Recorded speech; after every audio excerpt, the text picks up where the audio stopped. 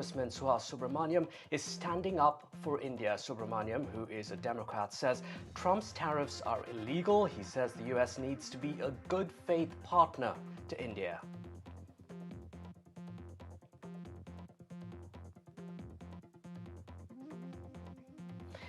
An Indian man has been beheaded after an argument with his employee at a Dallas motel.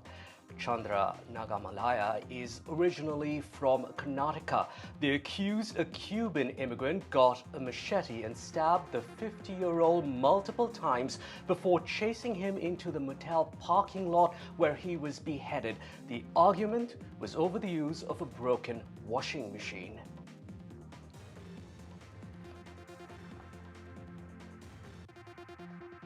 And in a new book, Kamala Harris now says Democrats made a mistake by not challenging President Biden's re-election bid last year.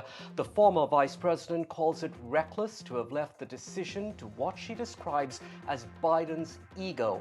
However, Harris says she was in the worst position to make the case that Biden should drop out.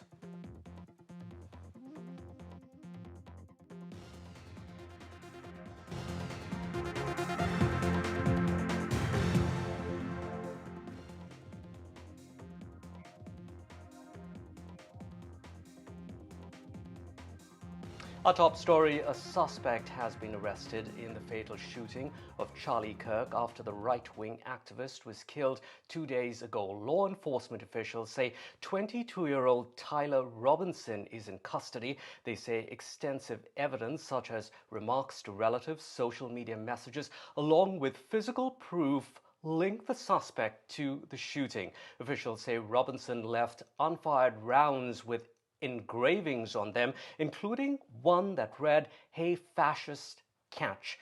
Now, those unfired bullets were found with the gun believed to have been used in the shooting. Utah's governor says video from Utah Valley University shows Tyler Robinson arriving near campus in a Dodge Challenger Wednesday morning, roughly 4 hours before the attack.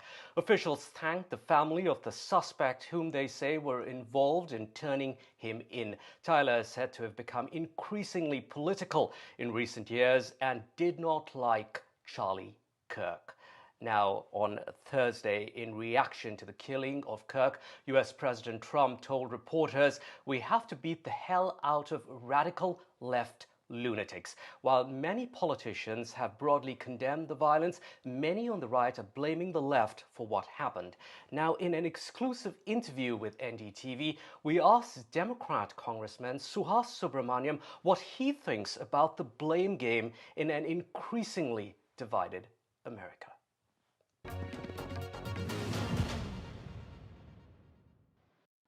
Congressman Subramanyam, the criticism against you, against the Democrats, is that you need to bring down that rhetoric and bring down the political temperature. I think both sides need to bring down the rhetoric. And so it's not like this is only happening to Republicans. And so certainly I agree. I've been saying for many years now, ever since I worked in politics, that the rhetoric is too heated, but it's happening on both sides. Let's not pretend like Republicans have never had heated rhetoric. Things like we have a war, we need to come and invade different cities, blue cities, or there's a war against the Democrats, or there's a civil war coming, and we better be ready, right? And so I think that both sides need to understand that we're not going to agree on some things, right? But still try to find ways to work together, still try to find opportunities to at least see the humanity in each other. I think that's critical. And I think using the death of one person should not be an excuse to say that we should heat up the rhetoric. I think when you say that it's the fault of the other side that someone was assassinated, I think that only makes the rhetoric worse, honestly. And we'll have more of our exclusive interview with Congressman Suhas Subramanyam here on Washington Watch. That's coming up. But first, let's get you more on this story on Charlie Kirk. We're joined by an eyewitness who was at the event where Kirk was shot. Michael Majorano was standing in line to meet and debate with Kirk. Michael now joins us from Logan, Utah. Michael, thank you for your time here on Washington Watch. Can you tell me exactly what happened? How far away were you from Charlie Kirk when he was shot? Yeah, as many of your viewers know, Mr. Charlie Kirk is a conservative activist and political figure, and he has a segment where he goes to college campuses and tables and sets up a table and kind of challenges college students or really whoever is willing to come and debate him on a political, theological, or social topic. And so I was, I wanted to take advantage of this opportunity to dialogue with a generally well respected political commentator. And I was there to disagree with Charlie, actually. And I had gotten there at about 10 a.m. and I had a good question. And so I was expedited to the front of the line, and I was probably 5 or 10 people back in line getting ready to ask him a question. And I would say I was probably 10 or 15 feet away from the table where Mr. Charlie Kirk was set up. So, really only a few steps away. Right, Michael, then what happened?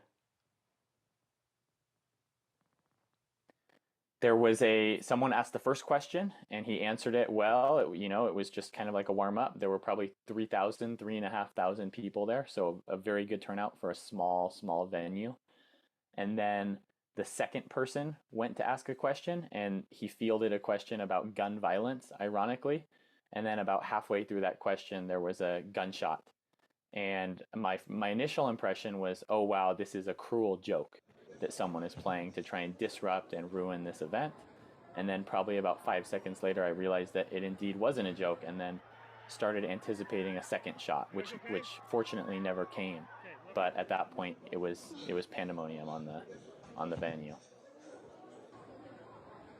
Can't imagine how terrifying that would have been. Michael, did you have any sight of Charlie Kirk when that bullet struck? Yeah, I mean, I saw him fall back in his chair. That's all I really remember. Yeah, I saw him fall back, and then he was on the ground, and I wasn't sure if it had hit him. I think he was wearing a bulletproof vest, but I didn't see where it hit him or if it hit him. But I was, looking at him just momentarily before, and then once he fell back in the chair, I couldn't really see him. He was behind the table, and then we were all we didn't know what would happen. I think everyone was thankfully I was relieved when I found out that it was a targeted shooting and not a mass shooting, because I was waiting for bullets to fly.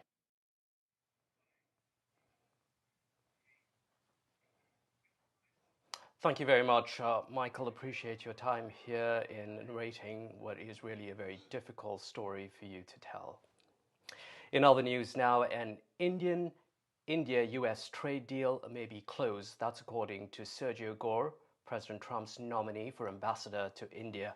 At a confirmation hearing before the Senate Foreign Relations Committee, Gore told lawmakers that the two sides are not far apart and things could be wrapped up in the coming weeks. If confirmed, 38-year-old Gore is said to be the youngest ever ambassador to New Delhi.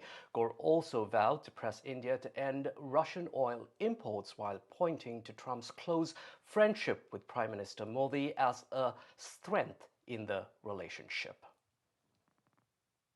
We're actively negotiating with the Indians right now. In fact, the president has invited their commerce and their trade ministers to come visit us next week, and they'll be meeting with Ambassador Greer here in Washington. Part of that will include a hopeful deal. We're not that far apart right now on a deal. In fact, they're negotiating the nitty-gritty of a deal. So is the Trump administration really ready to make a deal with India? We've heard that all too often before, only to be disappointed. I sat down with Indian-American Congressman Suhas Subramanyam to find out. Congressman Subramanyam is a Democrat from Virginia.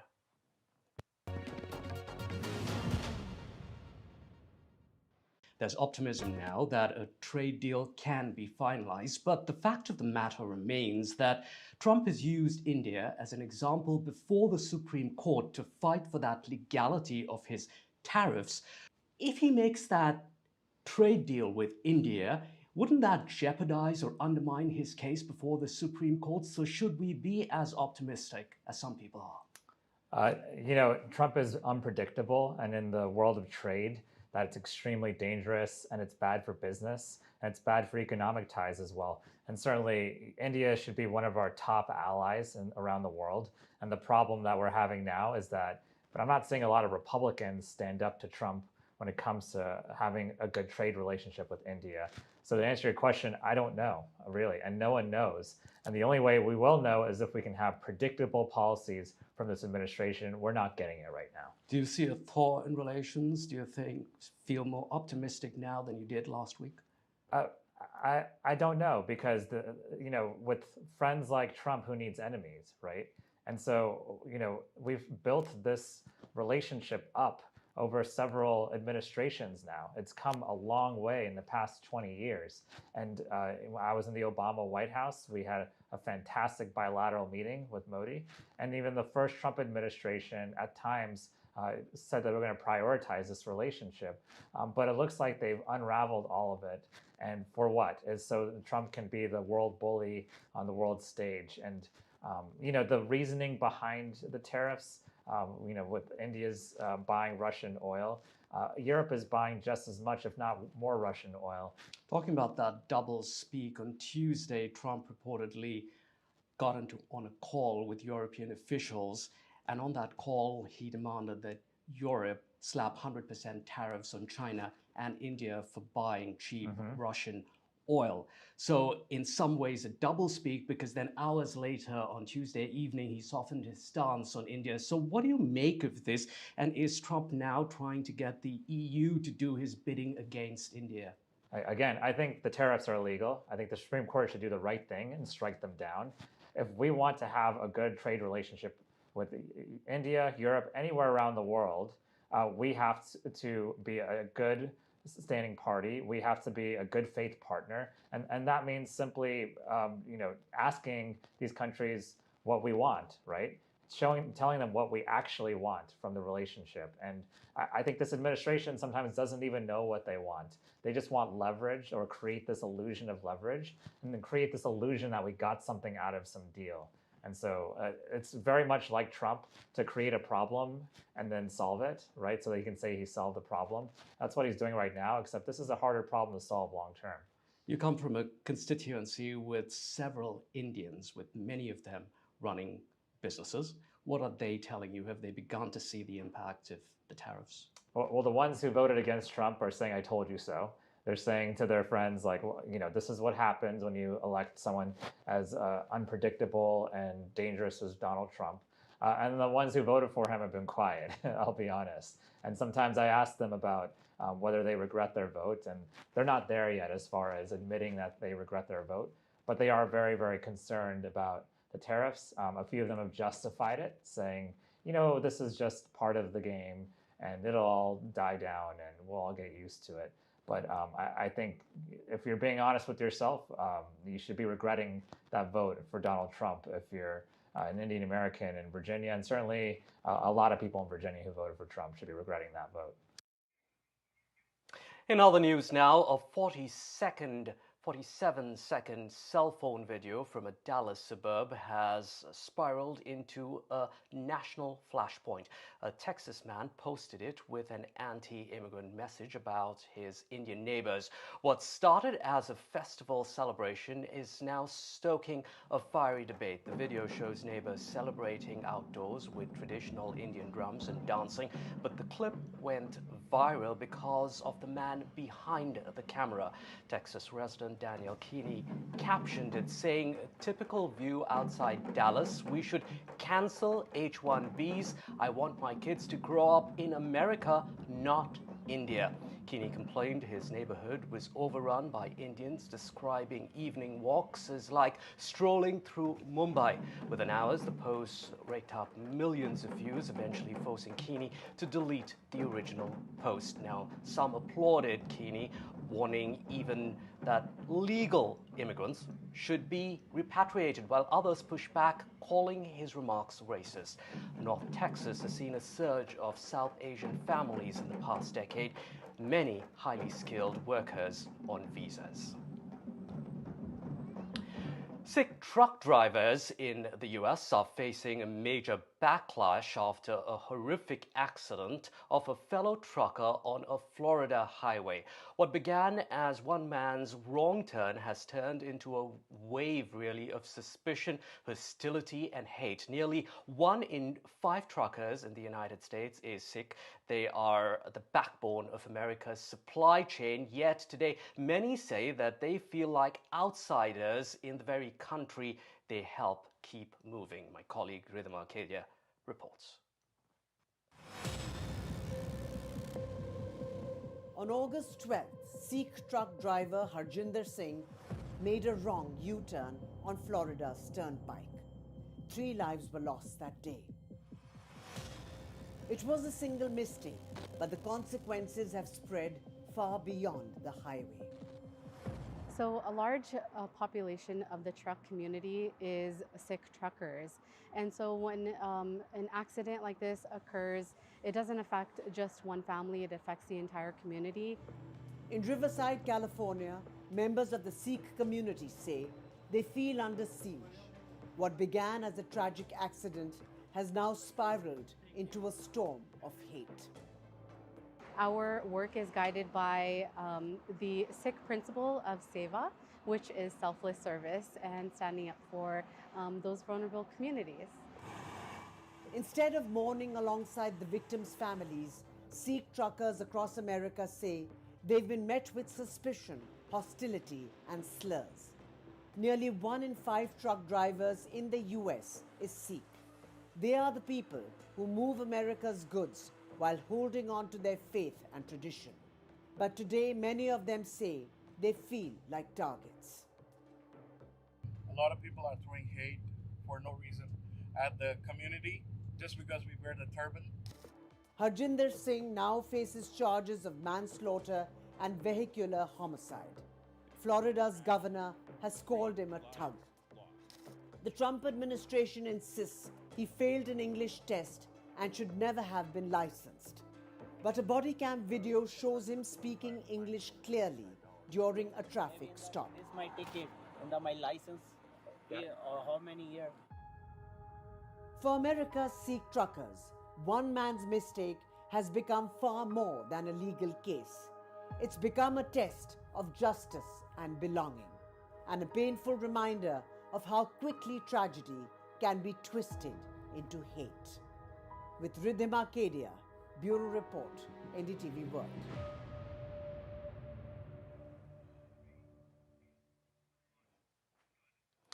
A brutal killing on a North Carolina train has grabbed national and international headlines. A young Ukrainian refugee, just 19 days in America, was stabbed to death in front of passengers. Now U.S. President Donald Trump is blaming Democrats, while critics accuse him of exploiting grief for politics.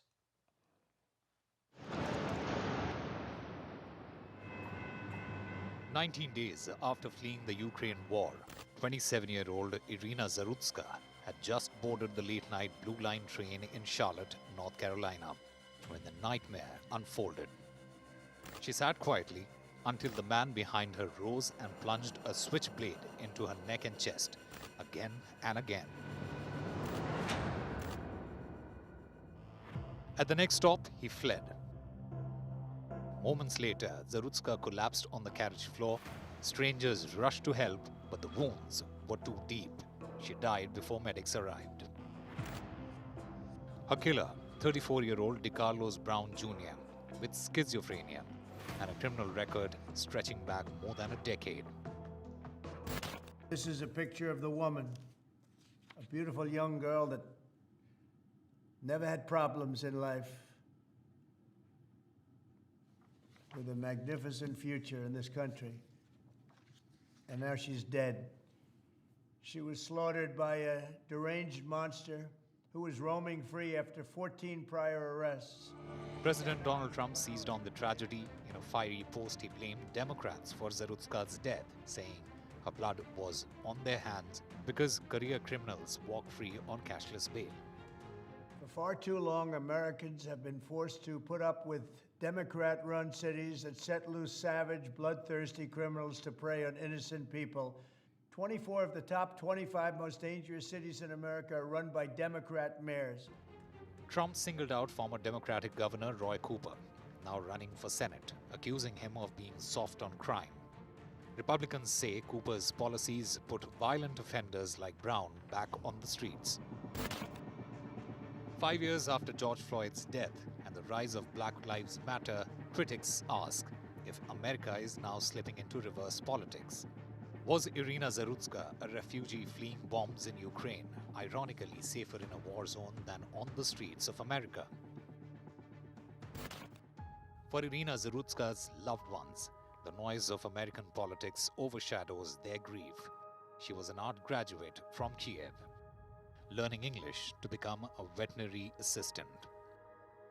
A life of promise cut short by senseless violence. Rhythm Arcadia's report for NDTV World.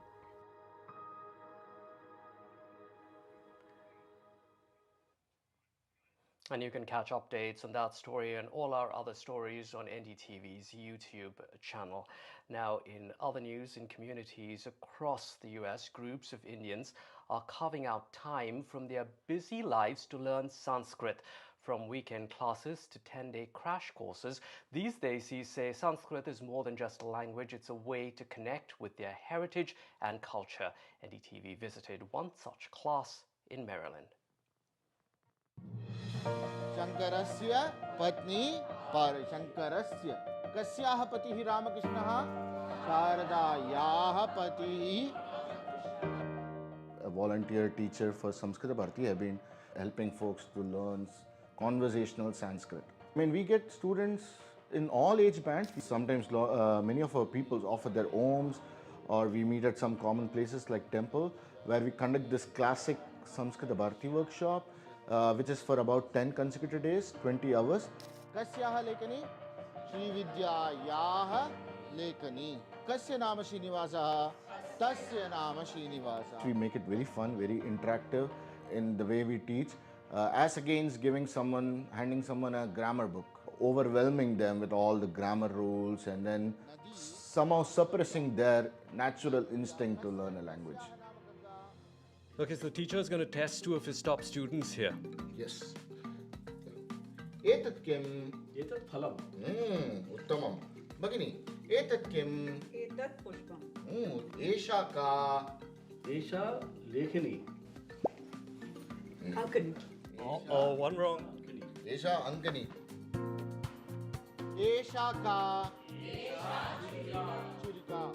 It's like how a child learns, right? First it starts identifying itself with words, but then eventually starts constructing good, fully formed sentences. It's an immersion method as against learning a language through textbooks. Dantakurchaha. Eshaha dantakurchaha. Kandukam. Etat kandukam. There has been a perspective that's built that learning Sanskritam is very difficult. Only challenge, if I have to pick, is to overcome that perspective. Wanted to learn the Sanskrit as a conversational language so that I would understand any of the Kalidasa poems or any Valmiki poems that are written. Me and my family being 10,000 miles away from where I grew up, it kind of brings back those memories of a language that is close to my mother tongue. People who are taking the classes along with us are coming from India, but from other states. So having that common bridge between all of us, Sanskrit being the common language between so many of our other states, it does unite us all in a foreign country. When we bring them Sanskritam and then see that smile on their face is what motivates us further. Sahakaha saha pravina tasya putra ramaha tasya putra ramaha. That's it for me on Washington Watch. Thanks for watching. I'm Allister D'Souza.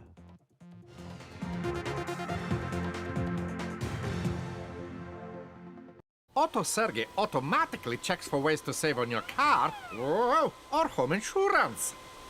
The Compare Market app, the simplest way to save. If Lubasi was your son, you'd do anything to stop his suffering. He's in agony because he has an eye infection called trachoma. It's often spread by flies, like these. If Lubasi was your son, you'd take him to the doctor. But his parents can't afford to get him the care he so desperately needs. You can. When you give £2 a month to Sightsavers, you can help save more children from agony like this and spare their parents the pain of watching their children suffer. Every month, you'll help our eye doctors get to some of the world's poorest and most remote villages. It's so simple to treat trachoma, but we urgently need your support to do it. So please call 0800 038 4920, text Site10 to 82727, or go to sightsavers.tv to give £2 a month to Sightsavers right now. Some people think life slows down in your 50s, but I've got a few rounds left to go. And yeah, I will be retiring in a few years, so it makes sense to plan ahead. Come on, Mary. That's why I decided to learn more about over 50s life insurance from Cover Today. Look, the kids don't need the money, but it's nice to leave something to help with funeral costs and other expenses, so they can spend their money on nicer things. Cover Today are the only over 50s life insurer with no waiting period, unlike other insurers who could make you wait up to 2 years for full cover. With Cover Today, you're fully covered from day one. Come on! And you're covered for the whole of your life, so you can just get on with things. Plus, unlike other things in life, the price never goes up. Their claims process is really straightforward, so your loved ones will be looked after. Learning more couldn't be simpler and can be done in just a few minutes. Go online or talk to one of their friendly UK team who will chat you through your options in just one phone call. Cover Today are the only over 50s life insurer with no waiting period. Get covered in minutes with no annoying trips to the doctor. With fixed monthly payments, prices start at just £4.42 a month. Plus, you get your choice of a £125 gift card. So stop putting it off and get it sorted. That way you can get on with doing something much more interesting. To find out more about Cover Today, call our friendly UK team on 0800 977 6552 or visit covertoday.co.uk.